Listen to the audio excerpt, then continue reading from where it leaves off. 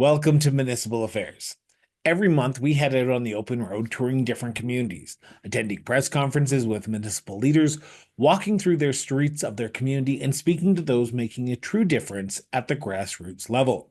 And today, we are thrilled to introduce something new to this show. Starting with this very episode and going forward, the very first episode of every month of Municipal Affairs will feature a brand new segment we're calling In the Community. This series takes us out of the studio and into the heart of the action, broadcasting one-on-one interviews with municipal leaders and key stakeholders right from the communities that they call home, or possibly even an adjacent community.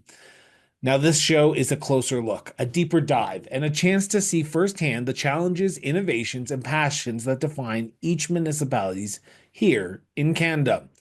So buckle up and join us as we hit the open road to explore the stories that matter most to the people in the places that we call home. And our first tour of 2025 was to the city of Brooks, where Brooks Mayor John Petrie spoke at the annual Brooks Newell Region State of the Region address. We caught up with Mayor Petrie in his office at the Brooks City Hall moments after the address. Mayor Petrie, thank you so much for doing this. We just had the Brooks Newell Region State of the Region address, and you talked about how optimistic you were for 2025 and how optimistic you were for 2024 because of all the great development that's been going on in Brooks.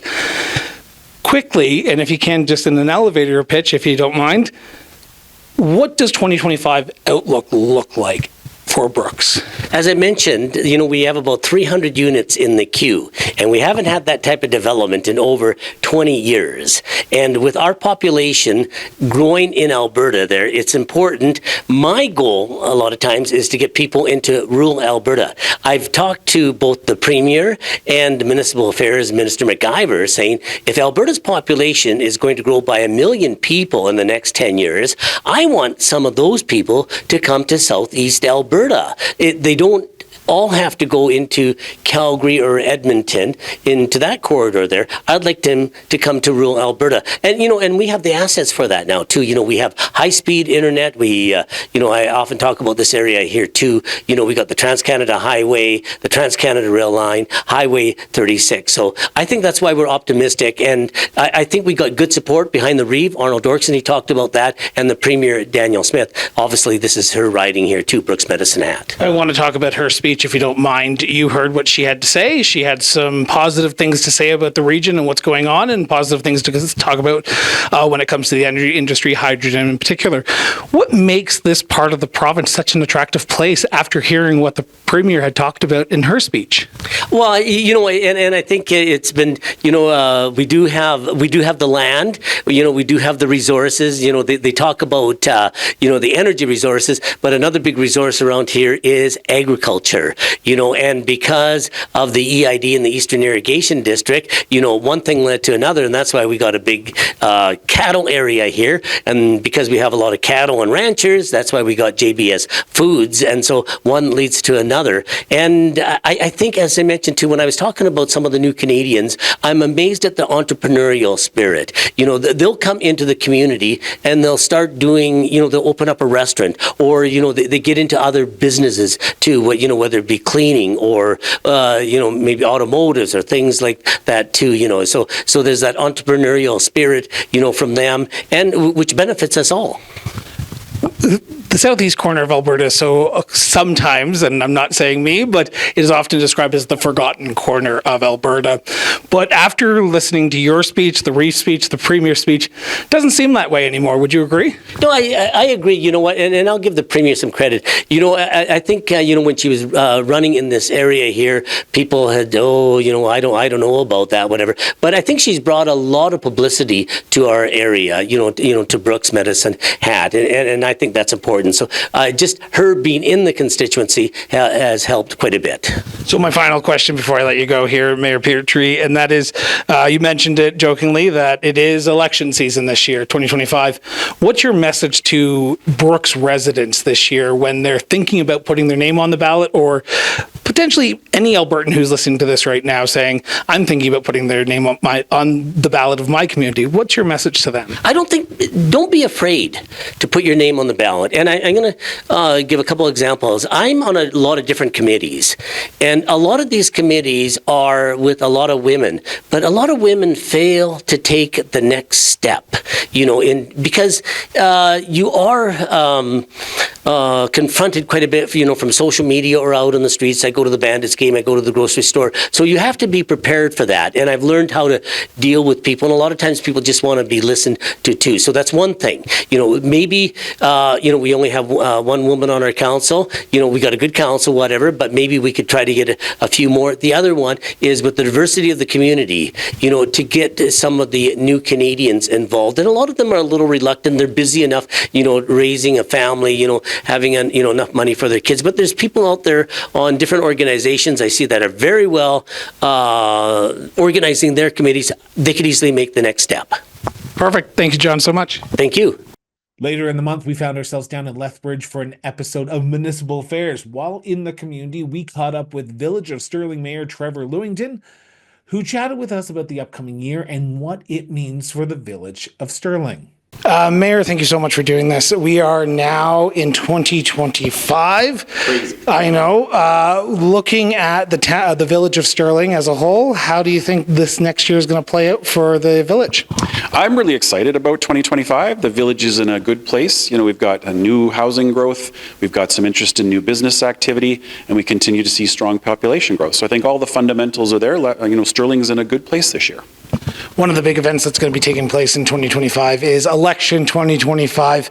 There are going to be times that people are going to be coming up to you and people who might be watching this saying, why should I put my name on the ballot to run to be a municipal leader? What's your answer to people who come up to you and ask that question?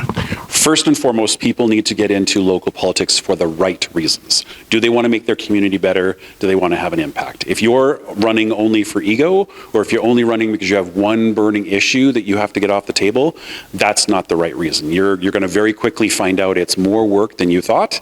And so if you're not there because you want to be and you want to drive things forward, you're going to be very disappointed, I think. And what is the obstacles that are faced in the village right now? And what are you telling people who do ask you or are going to ask you, what should I expect to be challenged with in 2020, end of 2025, beginning of 2026? Yeah, like all municipalities, a village is challenged, of course, with money. We are 98% residential tax base, so it's not like there's a lot of discretionary dollars to play with. You're not going to be building an arena, you're not going to be building brand new pickleball courts, unless you find grants. And so the budget is always the most focus for us, keeping our community vibrant, keeping our community clean, providing the services that people want, but recognizing there's very few dollars to go around. And so that's what councils of the future will struggle with, is how do you build a community for the future? How do you make sure you've got the right infrastructure and you're attractive and you're beautiful and all of those things, but also doing it without, this massive tax burden for your residents? Do you think your council and yourself as mayor have done a good job doing that over the last 3 years and heading into the last year of your term? Yeah, thankfully, we've had a very cohesive council. We've been very focused, as have councils before us, on core infrastructure, making sure, for example, we don't have water main breaks like some of our larger neighbors to the way north, just throwing that out there, and being very focused on the trade-offs. Like we of course get asks for all kinds of facilities and all kinds of services, and we just have to come back to, first of all, can we afford it, and is that what we're about? And it's not easy to say no, but that's really what the job is about, is finding out what's the most important thing and sticking to it. Has it been fun being a municipal councillor? I've loved every part of the last 12 years on council. For me, it's about having an impact. The decisions that we make, you can see the tangible results. We've had some great successes in our community. For example, we got our school modernized. We had broadband fiber deployed. I have a better internet connection at home than I do at work, for example. We got to net zero municipally with our solar arrays that actually generate money for the municipality. And even simple projects for me, like we were able to get a cenotaph finally built. Our community never had one, and to me, that was a huge gap. So they're very tangible, specific things that you can look back on your term and be like, yeah, I was a part of making that happen, and for me, that's been very satisfying. Mayor, thank you so much. I appreciate the opportunity. Thanks for the interview.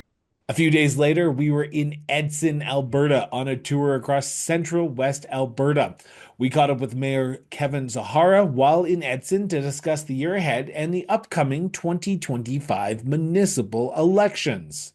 Mayor, thank you so much for not sitting down with me, but standing up with me. We are now in 2025. It is now day 11 of 2025. Looking back on the last 3 years as you head into your final year in this term of office, are you happy with where Edson stands in 2025 heading into the last year? We've made significant progress over the last 3 years. Obviously, our community was devastated by wildfires and floods and evacuations, and our neighbors in Jasper this past year as well. So sometimes it's really hard to get things done when you're dealing with emergencies. However, over the last year and a half, we've been very busy delivering on the strategic priorities of council and investing in a lot of things in our community, and we're really proud of the work that we've accomplished so far. The work doesn't stop, though, as we head into this election season. What is priority number one for 2025 for Council of Edson? Well, we've been talking about our multiplex project here in the community probably for over 20 years. And earlier this spring, both the town and the county had meetings at exactly the same time to approve a project. And, tendering is going to be starting here very soon.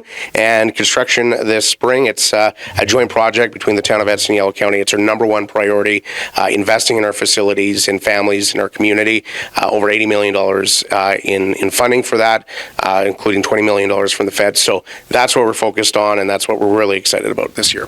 Investment in the community is quite challenging right now with the economic uncertainty that we're faced down south, with everything going on here in Canada with the cost of living. How do you balance the future strategic plan of the community with the day-to-day realities that we live in? Well, the reality for us is we've been very aggressive the last number of years. So some of that money that we had saved up, it's getting depleted. So I think that looking forward, it's going to be about priorities. And one of the priorities for our community is flood mitigation. And we're going to be spending millions of dollars on that this year and ensuring that the most critical infrastructure in our community is addressed. Do you have buy-in from the community? Because as you mentioned at the top of the interview, floodings, big fires, when council looks at these major multi-million-dollar priorities, do you get the sense that people want the council to focus on these issues? They absolutely want to focus on these issues, but they also don't want their taxes increased, right? And I understand that. We're all, finding it harder to make ends meet. So trying to ensure that any increases in taxation are providing value are really important.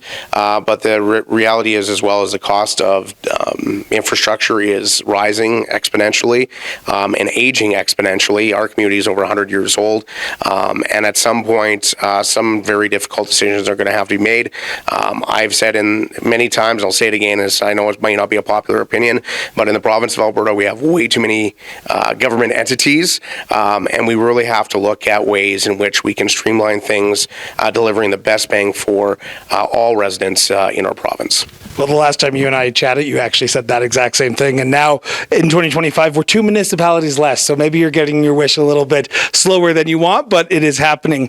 I want to talk about the last year because as mayor, as chair of your council, you have to navigate the quote unquote silly season that comes with elections, with people making promises, people starting to focus on what's going on in your council. How do you balance what is going on with your council with the election? Because everyone's going to have their priorities and want to see what gets done this year. So how does your council work together to ensure that politics doesn't become political? So I'm taking the same approach that I did last time. We have a job to do. We've been elected for a 4-year term, not a 3-year term. So we're going to get that job done, focusing on our strategic priorities. Yes, an election's coming. Some individuals may or may not be running. They may be focused on that. But when we're in the council chambers, we have to be here to represent the citizens of Edson. That's what we're going to do. And we're going to make the right decisions for the community. It's not a time for playing politics. We see that all over the place. And quite frankly, there's way more important things that we need to focus on as a community and as a council. With the election coming up, now this is going to be a potential re-election or walk in the snow for yourself. But for those who are listening to this or watching this and thinking about putting their name on the ballot, what's the one piece of advice that you would want them to know in January, 10 months ahead of this potential next municipal election? Excuse me, I just getting over a cold. I think the biggest thing is to know that the job of being on council is a big job. And it's not just 2 meetings a month or 3 meetings a month. It is a lot of reading, a lot of education, talking to residents, talking to business owners, attending conferences, liaisoning with other levels of government, other municipalities. So you have to have the time to give. If you are thinking of coming onto council to accomplish one thing and not getting involved in anything else, you probably shouldn't be running for office. There's a lot of issues and things that we have to deal with as a council, and we need people that are committed and are going to give the time and focus on the community as a whole, not personal agendas. So that would be my advice. Talk to people that have been in office. I think we need diverse councils. I think we need people that are older, younger, men, women, however you identify, different backgrounds as well. Our council is very mixed between business people, retired folks, family people that have young kids, and I think that's really, really important. We don't need just one sector of the community represented around this table, and that's one of the strengths about municipal politics. It's not about party politics. It's about the community fabric and making sure that you're making decisions for the community as a whole, not for a political ideology. What do you believe is the next council's main objective? While you still have objectives that you have to finish out for this term, and I'm not going to ask you if you're running for re-election or not, but what do you believe is the future of Edson after this October 20th election? Well, I think we built a really strong foundation focusing on economic growth and development, and I hope the next council, whoever it is, will be focused on that. We've done a lot to invest in facilities, continuing on investing in infrastructure, and delivering quality services for our community. Mayor, thank you so much. Thank you, and thanks for visiting Edson. A few short days later, we found ourselves at the Alberta Government Press Conference in Canmore, where the province announced a new fire guard for the town of Canmore. While there, we caught up and spoke with Canmore Mayor Sean Cressett, MD of Bighorn Reeve Lisa Rosvold, and Banff Mayor Corrie DiManno. We spoke with all 3 municipal leaders about the upcoming fire season, the views on 2025, and what advice they would give prospective candidates heading into the 2025 municipal elections here in Alberta. Mayor, thank you so much for doing this. We just had a big announcement here for Canmore, for the MD of Bighorn. Before we talk about the next 10 months, how do you feel after today's announcement? Are you more optimistic that you're prepared for fire season? Well, with every step we take, the optimism increases, but it has to be a cautious optimism. You never know from what direction or to what intensity and emergency will come, and you just have to be as prepared as possible, both as a community and individually. And do you believe the community is now more prepared? Yes, I mean, we are more prepared. We continue to do everything we can with our means and within the municipal boundaries. And now we are able to work with our partners to help protect Canmore, touching those lands outside of our municipal boundaries. Now, as I said, we're going to talk about the next 10 months. We are now in the last year of your term. I'm not sure if you're running for re-election. You don't need to tell me you're not right now, but what do you do as mayor to ensure that the community continues to move forward, even with an election when priorities are often diverted? Yeah. Well, I mean, you still have to take care of business. Town of Canmore, we're working to finalize our budget, which we'll do at our next council meeting. And, there's going to be policies coming to us and applications for land development and changes to the land use bylaw. We just have to keep our, nose to the grindstone, so to speak, and keep focused on doing what's in the best interest of the community as a whole. And how do you do that? How do you see yourself in the role of council ensuring that the best for the community is always on the forefront? Well, it's especially when an election is coming, people think, oh, you're just going to be speaking in terms of what will get you reelected. That's really not why I signed up, and that's hopefully why most people signed up. There are certain things that we need to do. It's part of the job. We need to pass budgets. We need to hear applications. We need to decide what's in the best interest of the community, whether or not it will garner any votes. Human nature can make that feel difficult at times. You're going to have many more people threatening, well, I won't vote for you. You know what? That's what democracy is all about. You see what's going on in those 4 years and you cast your vote based on the candidates that have put their name forward. So what's the big thing that Canmore Council will be focusing on over the next 10 months? You talk about the bylaws, you talk about reviews, but what specific item, what is the item number one that if you can get done by the election, you will be happy with? Well, this council's been very productive. We're keeping Probably one of the most that I've seen in some time. Housing has been a huge topic for us. We've passed ASPs, we've put in policies, we are having tax incentives in place in order to address our housing crisis. We also have taken steps with regards to emergency management. We've gotten the Voyant Alert in place, we have advocated for the fire breaks, we continue to make sure our plans are up to date, and we've also been working on our relationship with the environment, whether that be removing attractants, discouraging practices that could invite animals into town. We've advocated for wildlife exclusionary fencing to protect conflict on the highway, and we've also been building relationships with neighboring municipalities, with our Indigenous neighbors, and various levels of government. So I actually think it's just keeping on with all of those things right until we're told that we need to stop so that we can campaign, and then the next council will pick up from there. So what's your advice to the next person who's about to put their name on the ballot, who's thinking, I might want to do what you're doing, I might want to be a councillor, I might want to be mayor? What's your one piece of advice that you wish you would have known going into this position? Well, there's two things.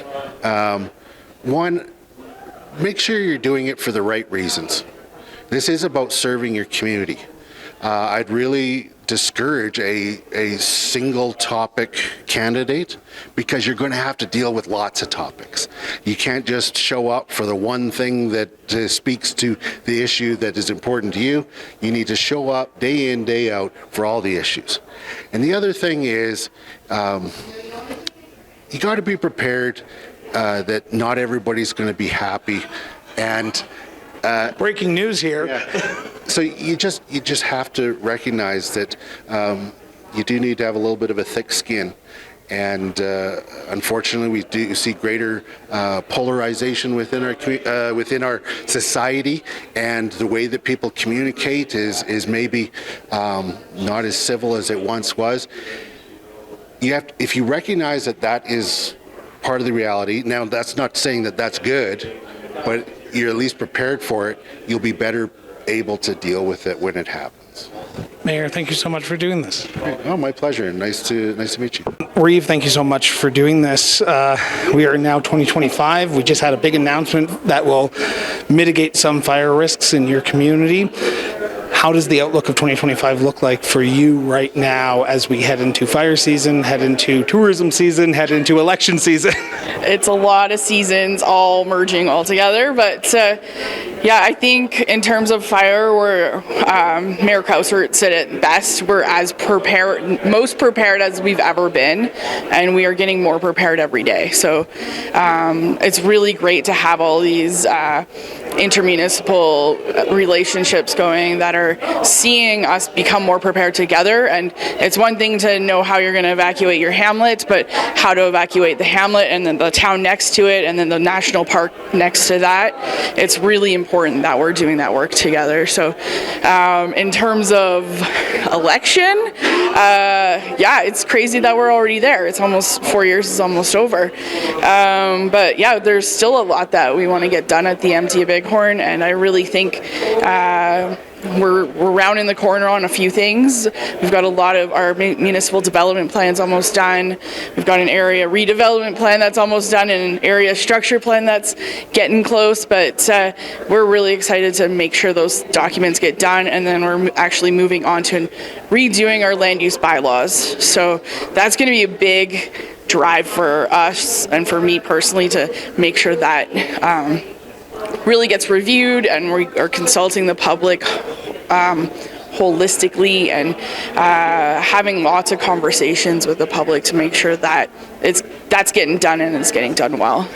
So with 10 months until the next election, less than 10 months as of a few days from now, what do you do as Reeve to ensure that the community doesn't go off the rails with election season and stays on course and accomplishes some of those big ticket items? Because the land use bylaw review and change is a big undertaking. So what do you have to do as Reeve to ensure the steady as she goes, continue the work that needs to get done happens in the next 10 months? Right.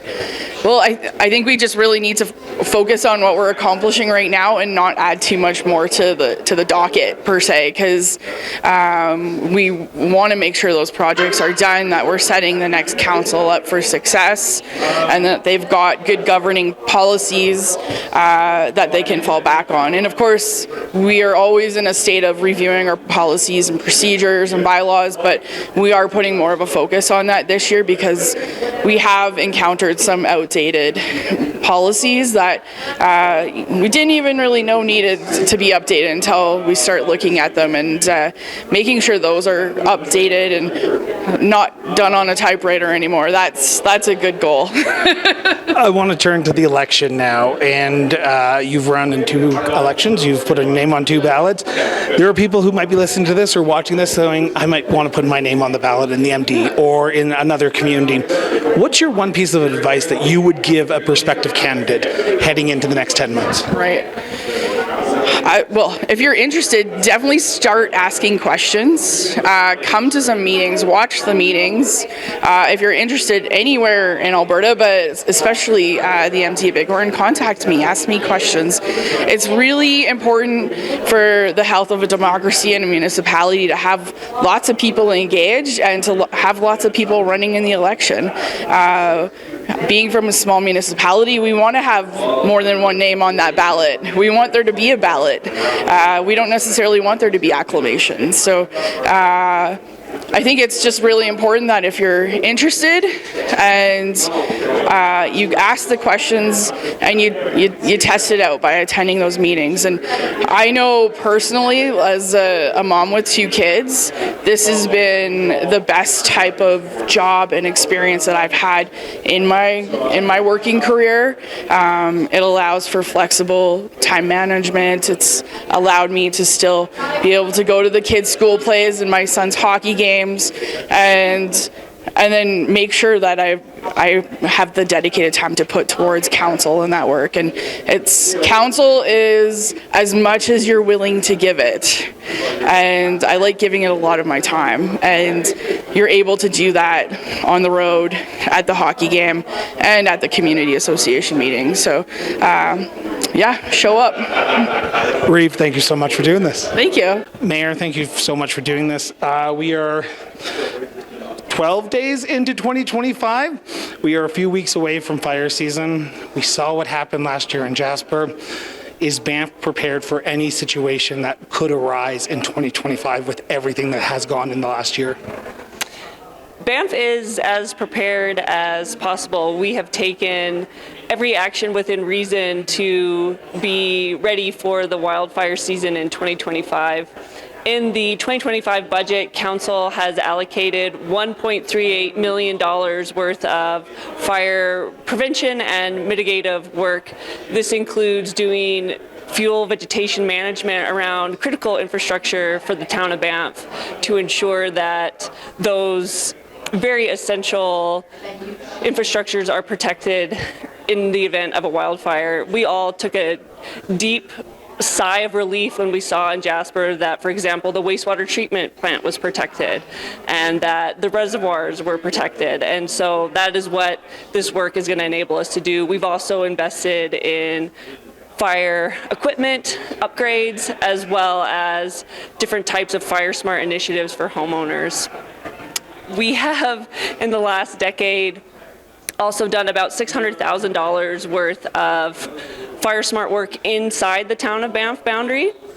And we're really excited that Parks Canada is now embarking on our own community fire guard planning. So we are really relieved that they are stepping up to help us with that work. And again, we have plans in place for evacuation, and we regularly go through our tabletop exercises to ensure that all of our partners and different agencies across the Bow Valley are well versed on the latest plans and are ready to deploy them if necessary. With what happened in Jasper last year, put a spotlight on the relationship between the municipality, the federal government, and the provincial government as the other municipality in a national park. How has your partnership with those two other entities strengthened in the last 12 months heading into this fire season? Because God forbid if it does happen, which it hopefully will not, you need to be able to rely on the federal and provincial government to work on day one together. Exactly. We have had strong relationships with both Parks Canada and the provincial government.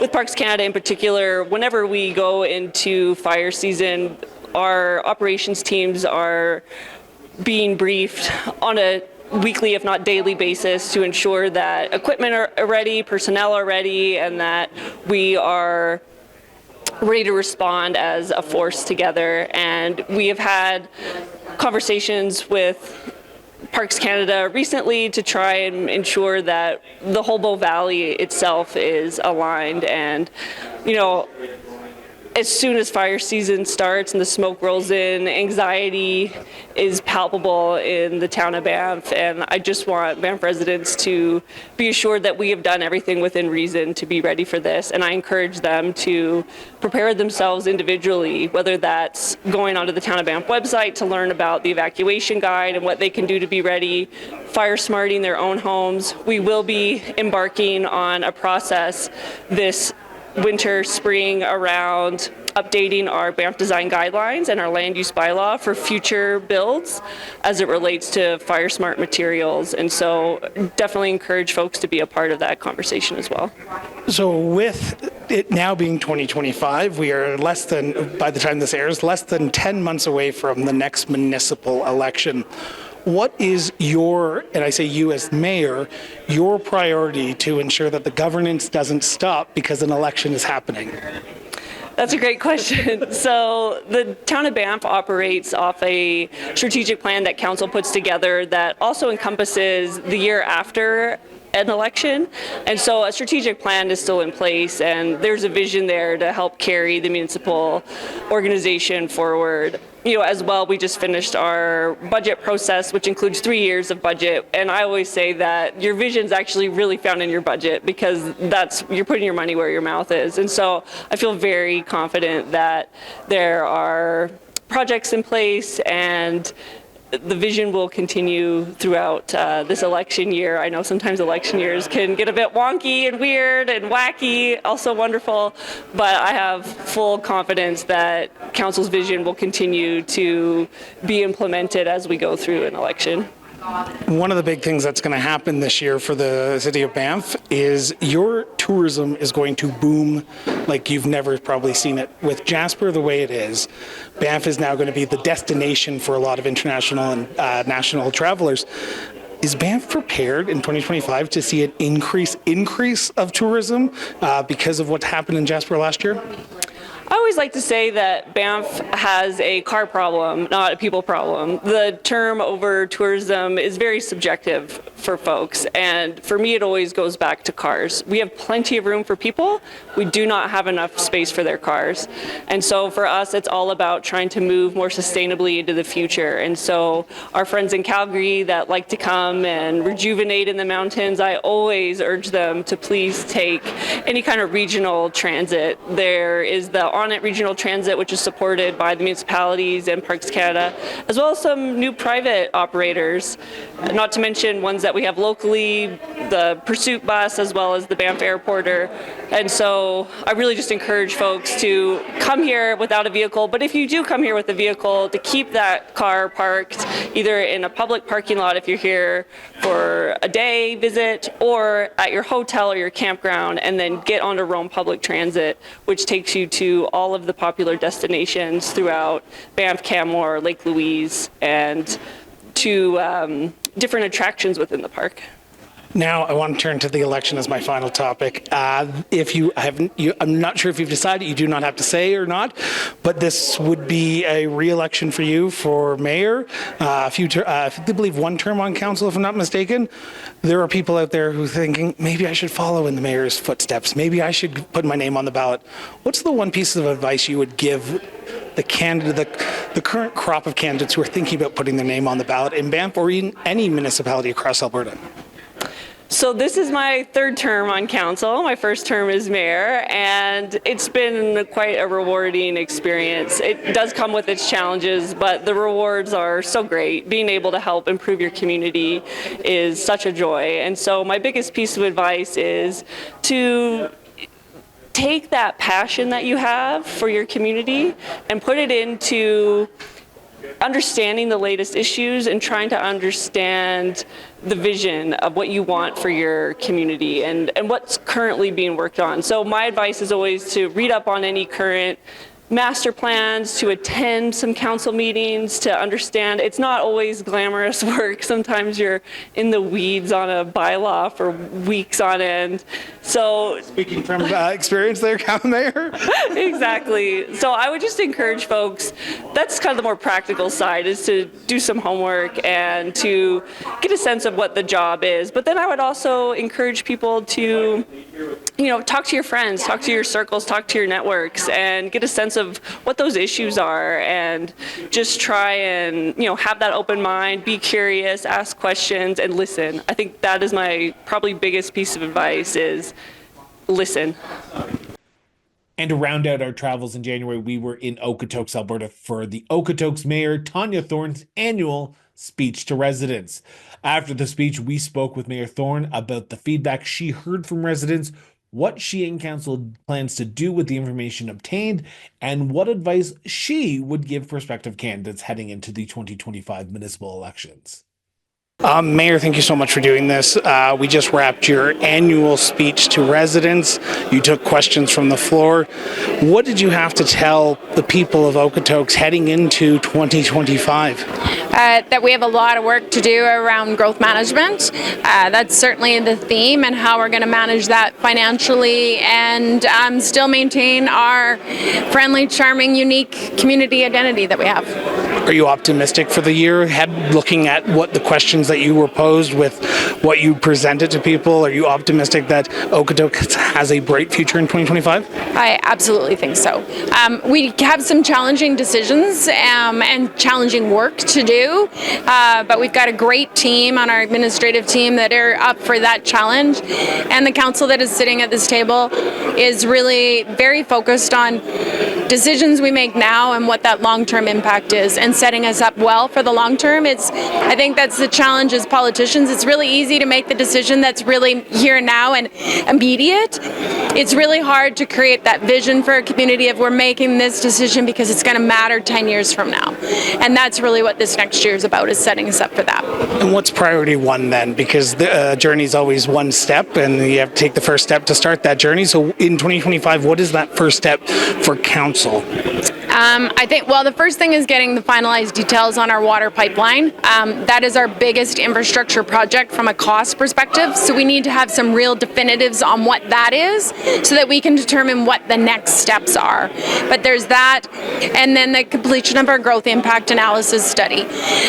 So that'll give us an idea of what are the impacts of being slow growing, medium growing, fast growing, and what does that do to our financial health, community identity, environment, land development, all of those pieces, so that council can effectively weigh that. You heard a lot of questions ranging from taxes, from the cost of living. What do you take from the information that you gathered here tonight back to the council table? What's the key thing that you're taking away as mayor when you spoke to residents tonight? Residents, I think at the end of the day, residents have questions about what we're doing and why. So a communication message, I'm going to say, of being able to communicate. The information is there, so how do we get them connected with the right information at the right time? And then I think there is a real focus on what does affordability and what does our community look like. And so we've always got a lens on that, but I think that's the challenge of municipal electeds, is that in the scheme of things, when we talk affordability, we only really control 10 cents of every dollar they spend. So even if I save a penny, that isn't going to impact anybody from an affordability perspective. Like, they're not even going to notice that we've done that. And so I think that's the big challenge, is that we're the first line of defense, and we're the first people they come to because we're accessible to talk about affordable. We also are the only ones that give them a fully disclosed, here's your tax bill. And so it's very front and center, so we become easy targets in that regard, but we have so little control on the affordability issues that are really driving them. So we're trying to manage those as best we can and make thoughtful decisions that benefit our community. One of the big things that's going to be happening this year is in October of 2025, there's an election. I'm not going to ask you the $1 million question. We'll wait till a little bit later in the year to ask that. But what's the advice that you'd give to prospective candidates today? Because we're 10 months out. There are people probably listening to this or going to watch this saying, I might want to run. What would their first step be from your perspective as someone who's gone through a council election and a mayoral election? Figure out your why. So why do you want to run? If you can only come up with one issue, this job is not for you, because that one issue will probably only get about 5 minutes of airtime. So you need to figure out your why, and it needs to be a broad why, and understand that. The next would be, if talk to the elected officials that are in your current community and find out what they do. Find out what their challenges are, find out what makes them tick, find out what's good about the job, find out what's challenging about the job. And I think understanding the amount of time the job actually takes. I'm probably on average, I'm 50 hours a week on average, and that's average. Good week. It's a good week, and I'm not 9 to 5. There's Sundays, there's Saturdays, there's evenings, there's early mornings. So does that schedule work with your life? Those would be where I would start. Mayor Thorn, thank you so much for doing this, and I'm looking forward to chatting with you a few more times throughout the next 10 months. Excellent. Thanks for being here, Chris. We appreciate it. Thank you so much for tuning in for this episode of Municipal Affairs. Now, we hope you've enjoyed today's conversation and gained some valuable insights from municipal leaders from across Alberta. To stay in the loop with all of our latest episodes, don't forget to subscribe to the show on your favorite platform and follow us online on any social media outlets. For even more content and learn more about today's stories and the people we feature, visit us online at crossborderinterviews.ca. Your support means the world to us. So share this episode with your friends, your family members, and help keep the conversation going. So until next time, stay informed, stay engaged, and we'll see you next time here on Municipal Affairs. Till then, everyone.